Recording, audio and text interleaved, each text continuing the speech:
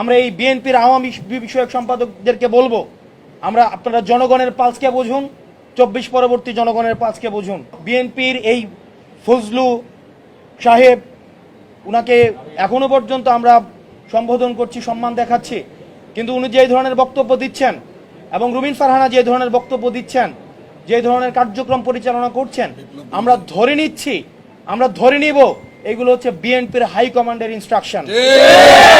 আমরা এই নির্বাচন কমিশনের পুনর্গঠনের জন্য আমরা অনতিবিলম্বে এই কমিশনের প্রতি যে আমাদের আস্থা ছিল, সেই আস্থা ক্রমশ ক্ষীয়মান। আমাদের দল নিবন্ধন থেকে শুরু করে, মার্কা বরাদ্দ থেকে শুরু করে, আমাদের যে সীমানা নির্ধারণ, প্রত্যেকটি কাজে আমরা দেখেছি, আমরা যখন নির্বাচন কমিশনের সাথে মিটিং করি, আমরা দেখি তাদের এক ধরনের আচরণ থাকে, তারপরে তারা একটা সময় চায়, ওই সময়ের মধ্যে কি হয় এটা তারাই বলতে পারবেন। রিমোট কন্ট্রোল নির্বাচন কমিশনের কোথায় রয়েছে এটা আমাদের কাছে এখনো পর্যন্ত সেটা অজ্ঞাত। নির্বাচন কমিশনের যারা কমিশনার রয়েছে, আপনারা যদি মনে করেন আপনারা নিজেরা আপনাদের এই নির্বাচন কমিশন পরিচালনা করতে পারবেন না, আপনারা অন্যরা কেউ পরিচালিত করে আপনাদেরকে, আপনারা মানুষের সামনে সেটি প্রকাশ করুন।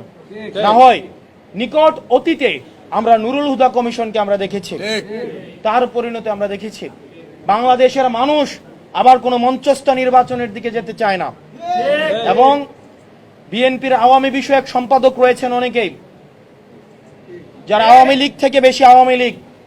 বিএনপির আওয়ামী লীগ বিষয়ক সম্পাদক যারা রয়েছেন, তাদের মধ্যে অন্যতম রুমিন ফারহানা, আওয়ামী লীগের সুবিধাভোগী, আওয়ামী লীগের ফ্ল্যাট ভোগী, এবং যারা গুন্ডা দিয়ে নির্বাচন কমিশনকে ঠান্ডা করে দিতে চায়, যারা একটা প্রেসক্রিপটিভ ইলেকশনের দিকে আবার যেতে চায়।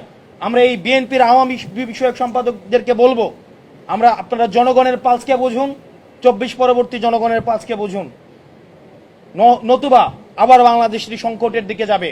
এবং তাদের কারণেই আমরা বিশ্বাস করতে চাই বিএনপি এখনো পর্যন্ত গুন্ডাতন্ত্র, তারা যেই বিএনপির এই ফজলু সাহেব, উনাকে এখনো পর্যন্ত আমরা সম্বোধন করছি, সম্মান দেখাচ্ছি, কিন্তু উনি যে ধরনের বক্তব্য দিচ্ছেন এবং রুমিন ফারহানা যে ধরনের বক্তব্য দিচ্ছেন, যে ধরনের কার্যক্রম পরিচালনা করছেন, আমরা ধরে নিব এগুলো হচ্ছে বিএনপির হাই কমান্ডের ইনস্ট্রাকশন।